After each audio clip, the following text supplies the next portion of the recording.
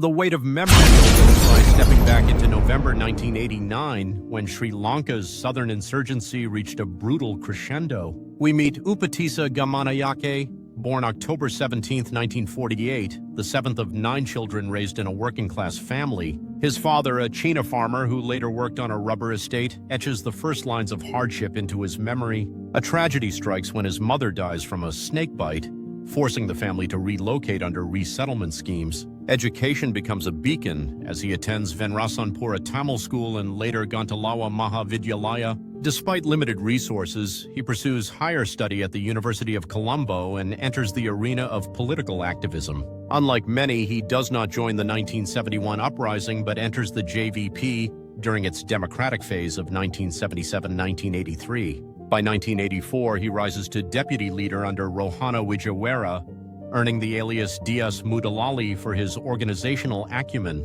He becomes the mastermind of strategy, recruitment, and propaganda, shaping the JVP's militant wing from behind the scenes. In 1978, he marries Karuna, a fellow activist who endures imprisonment during the 1971 uprising. They forge a family, raising 2 children while continuing their political work under the strain of a rising crackdown. The late 1980s bring a surge of state repression as the government targets JVP leadership in a decisive crackdown. Rohana Wijawara, the founder, is captured on November 12th, setting the stage for a historical watershed. The following day, Upatissa Gamanayake is arrested in Borales-Gamua after a rapid collapse of leadership.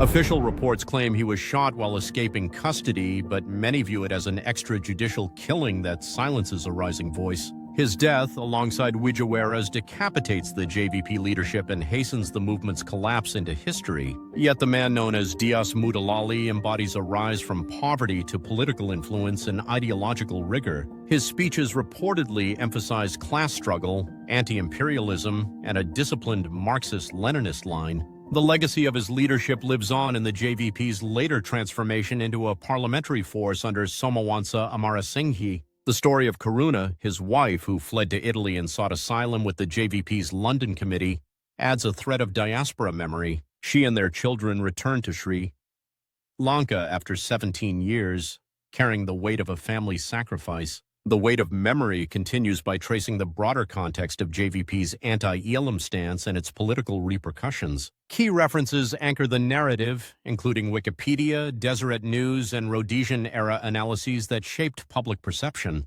The final days reveal a man undone by the turbulence of a nation's crisis and the violence that followed. Across the story, the weight of memory presses on Sri Lanka, reminding us of the cost of political extremism and the fragility of life. This episode closes with a reflection on how a movement's rise and fall can scar a nation's collective memory. The music swells with a somber cinematic cadence, underscoring the emotional weight of Gamanayake's life story. Through the lens of archival images, we see a man who rose from poverty to become a key figure in a nation's turbulent history. The story acknowledges the contested narratives around his death and the wider purge of leadership that followed. As a cultural memory, the 1980s JVP era remains a complex chapter, full of conviction, sacrifice, and controversy. We hear a male narrator voicescape with subtle 1980s sound effects that echo through the scenes, tying the sequence together. The episode honors the human toll behind a political movement and the lingering questions about justice and memory. Key locations like Paduka and Borales-Gamua anchor the personal history within national events. The narrative also recognizes Karuna's resilience, the couple's shared history, and the diaspora's long shadow. Cumulatively, the episode frames memory as a burden, not just of a single man, but of a nation's uneasy conscience. The final frame leaves viewers with questions about legacy, justice, and how history chooses to remember its actors.